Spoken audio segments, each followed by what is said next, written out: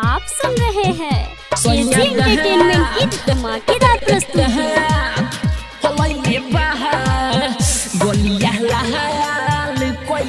Mix by AG recording studio. दिले बदर दी ऐसन बा मरद न सहले सहाला हो, का हम बताई तोहरा से सखी ना कहले कहाला हो। दिले बदर दी ऐसन बा मरद न सहले सहाला हो, का हम बताई तोहरा से सखी ना कहले कहाला हो। सोनिया दहात होइले बहा गोलिया लहाल कोइले बारे सखी। सोनिया दहात होइले बा गोलिया लहाल कोइले बा। दिली बदर दे ऐसन बा मरद ना सहले सहाला हो, का हम बताई तोहरा से सखी ना कहले कहाला हो।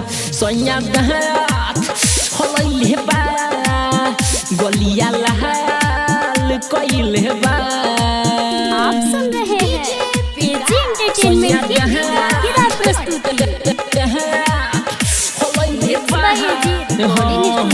ओइले घूम के चढ़िल चुमके कोरा में धइले हो, खिया के मलाई धोके कलाई पलंग पे सुतइले हो।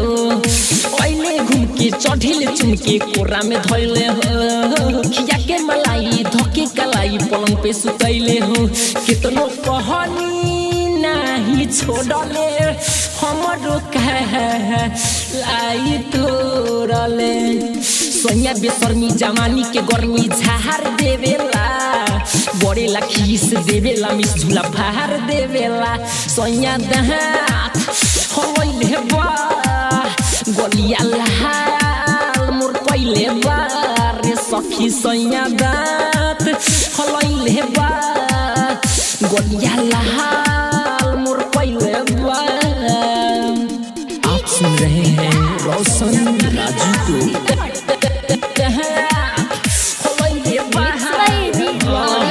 दीपक अमित माने न सखी जुबना हाथ फेरला।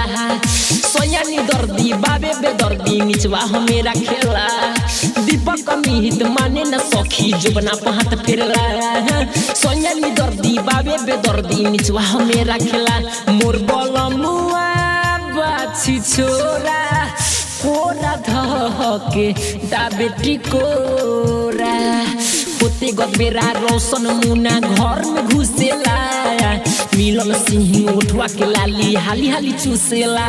सोनिया दात होइले बा गोलिया लहाल मोर कोइले बा। सोनिया दात होइले बा गोलिया लाल मोर कोइले बा। Mix by AG recording studio Roshanpur Sapaha.